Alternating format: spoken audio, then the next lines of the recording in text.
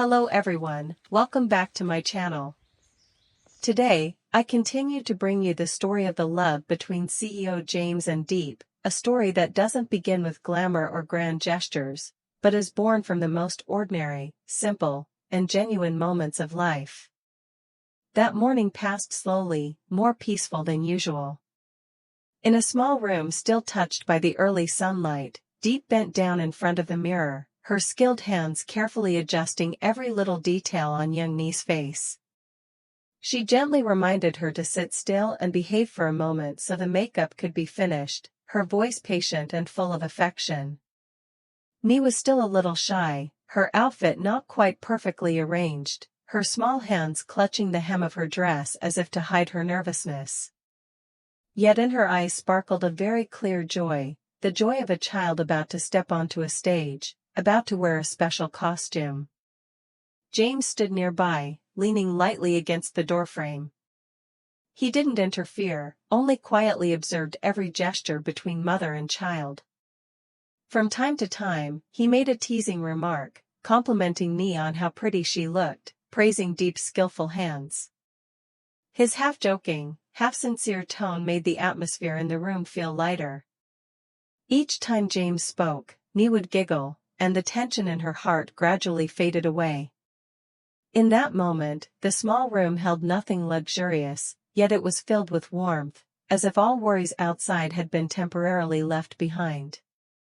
When the three of them arrived at the school, the festive atmosphere quickly swept them into a completely different emotional current. The schoolyard was crowded with parents and students, laughter and chatter blending with lively music. The programmed colors of Vietnamese culture officially began, with formal introductions echoing from the stage. The host spoke of the 54 ethnic groups, each with its own identity and unique beauty, coming together to create a vibrant, proud, and colorful cultural tapestry. Ni appeared in her traditional costume, her step still a little timid, but her face glowing with brightness. In her young eyes was a blend of innocence and pride, of nervousness and excitement. Diep stood below the stage, her hands tightly clasped together, her gaze never leaving her child. She followed every small movement, every step Ni took, her heart beating faster whenever Ni turned her head to look down. Beside her, James also watched quietly, his expression more serious than usual. He said little, but that focused attention was enough for Diep to feel his silent companionship. When the performance ended, the emotions in their hearts remained intact. Ni ran back to her parents, her face dotted with sweat but her smile radiant.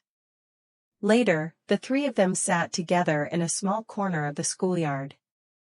James unwrapped candy for Ni, adjusted her chair, reminded her to sit carefully, every action natural and unforced. Diep took care of breakfast, checking whether Ni had eaten enough and whether she was tired. Ni kept asking innocent questions, about the ethnic groups, about the different costumes, about James's origins. Some questions made both Diep and James laugh because neither of them could remember every detail exactly. But in that moment, what mattered wasn't whether the answers were right or wrong, it was the feeling of being listened to, of being cared for. Ni could clearly feel that she was being wrapped in complete love and attention. Leaving the school, the familiar rhythm of life gradually returned. The lively sounds of the festival faded behind them, making way for the everyday work waiting ahead. Diep returned to her busy routine at the workshop, working with laborers, harvesting and sorting pomelos. Every step, every stage required care and precision. James went along with her, not standing at a distance to observe, but following closely through every small task. He asked about each shipment, each truckload, listening attentively to the exchanges between Diep and the workers. In those moments, he didn't carry the image of a distant CEO, but rather that of someone sharing responsibility alongside Diep. Amid the exhausting pace of work, simple meals became rare moments for the two of them to slow down. A bowl of hot pho, a bit of spicy kimchi, and James's straightforward comments about familiar flavors made Diep smile without realizing it. No flowery words were needed, no showy gestures, warmth came naturally, seeping in through the smallest things. It was precisely in these seemingly ordinary moments that their bond was quietly nurtured, steady and enduring, like a silent current that never stops flowing. However, that sense of peace did not last long. On a colder-than-usual afternoon, just as the work at the workshop had begun to settle, James's parents suddenly appeared. There was no prior notice, no phone call to prepare him mentally. Their presence instantly made the once calm atmosphere grow heavy. Just by looking at his father's stern gaze and the worry clearly visible on his mother's face, James sensed that this meeting would be anything but simple. They began with familiar reproaches. His parents believed James was living in a place that was far too harsh, poor conditions, an unsuitable environment, a climate unhealthy for him. His mother repeatedly mentioned his exhaustion, his late nights at work, the irregular meals she feared he was enduring. His father spoke more about the future, about the path James was drifting away from, about the company with so many unfinished projects, about the people waiting for him to return and continue leading them. At first, James simply listened. He sat across from them, his hands resting on his knees, his gaze lowered. He understood that their concerns were not entirely unreasonable. But as the conversation went on, and their words gradually carried more blame and pressure, the air in the room grew heavier. It was no longer just about concern, it began to touch old wounds, things James had tried to bury deep within himself for a long time. Eventually, James spoke. His voice was not loud, but it was firm. He talked about the suffocating feeling he had endured, about the years spent under tight control, where every decision was scrutinized and every personal choice had to come after the family's expectations. He said it was precisely that pressure that had driven him away, that made him want to find a place where he could breathe, where he could live in a way that felt right to him. With every word, James could feel the tension thickening in the room, yet he did not stop. These were things he had carried in his heart for far too long. In that moment, his father fell silent for a long time. A man accustomed to making decisions, to standing at the highest position, suddenly found himself unable to speak. Then, for the first time, he lowered his head. It was a small gesture, but enough to leave James stunned. His father admitted that in the past, he had been too rigid, too focused on success and expectations, forgetting his son's feelings. He apologized, slowly, heavily, as if it took all his courage to say the words. Even so, that acknowledgement did not immediately bring James relief. On the contrary, his emotions grew even more tangled. He understood that his parents were trying to change, but what had happened could not be erased by a single apology. James hesitated. He thought about his current life, about the place where he felt his existence had meaning, where he was not just a CEO by title, but an ordinary person, able to work, to share, and to live true to his own feelings. Yet alongside those thoughts, the image of his mother's tears remained vivid. They were not tears of reproach, but the genuine worry of a mother afraid of losing her child, afraid her son was carrying too much without anyone by his side. Responsibility, to his family, to the company, to the workers who were waiting for his return, gradually weighed heavily on James. He felt a clear inner struggle between his personal desires and the bonds of family he could not deny. In the end, James softened.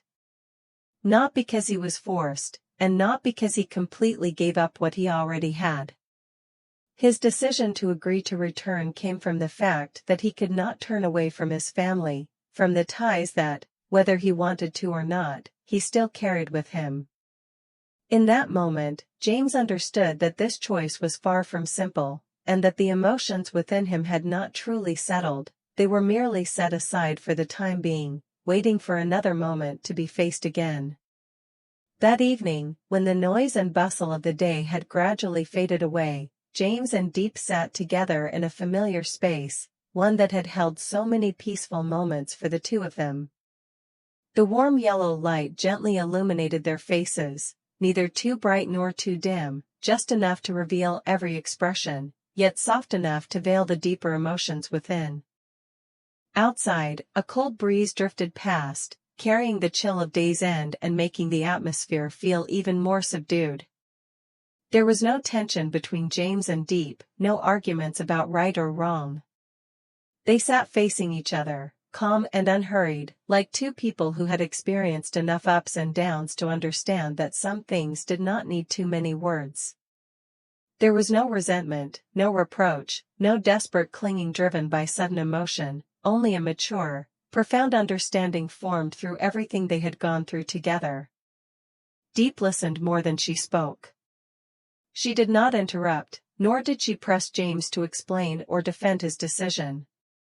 In her eyes, there was no blame, only quiet acceptance.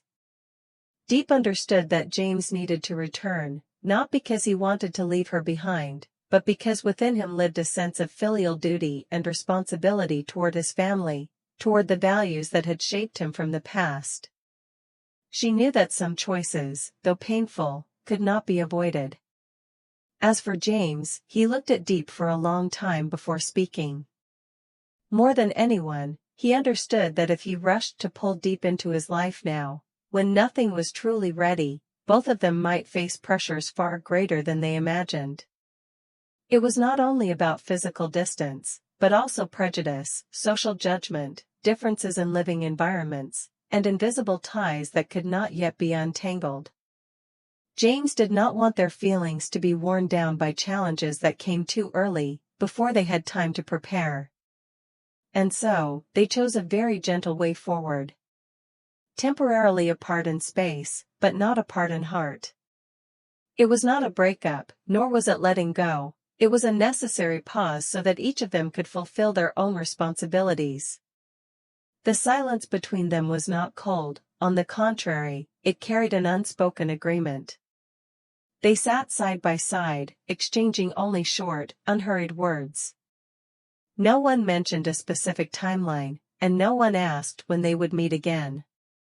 Everything unfolded naturally, as if both understood that some things could not be rushed. Diep nodded when James spoke of his decision to return. Her eyes held no sadness, only quiet contemplation.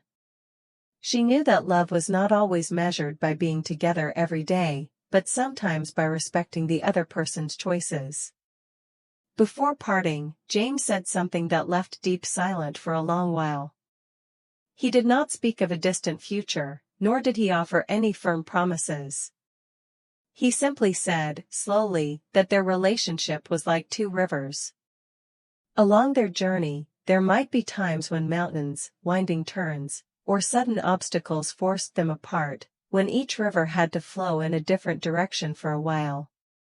But the current would still exist, still moving toward the same destination. And one day, when the time and conditions were right, the two rivers would meet again at the vast sea. His words were not loud or dramatic, yet they touched Diep deeply. She did not respond right away. She only smiled, a very gentle, calm smile.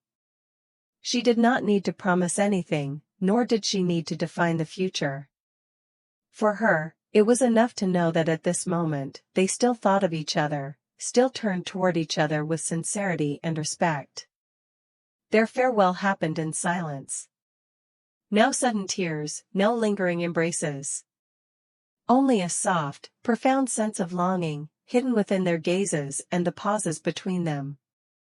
The room remained the same, the space unchanged, but their emotions had been carefully stored away, like something precious waiting for the day it would be opened again.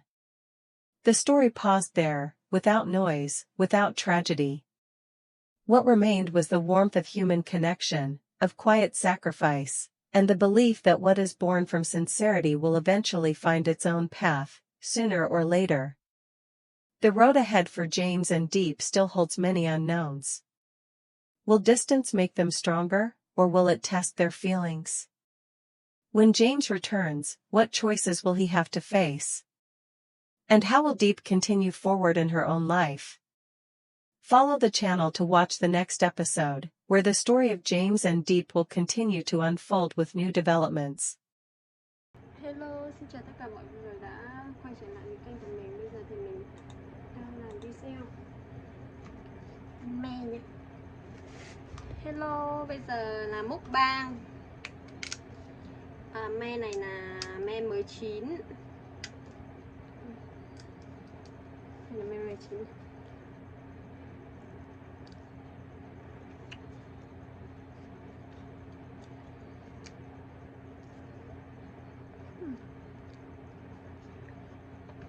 Me này là me dốt.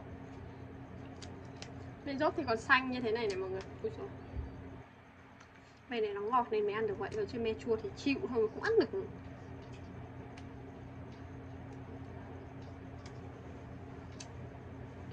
Đây me dốt đây nha mọi người. Vậy là mukbang. Me này thì nó chua chua ngọt ngọt chấm với muối sẽ ngon hơn.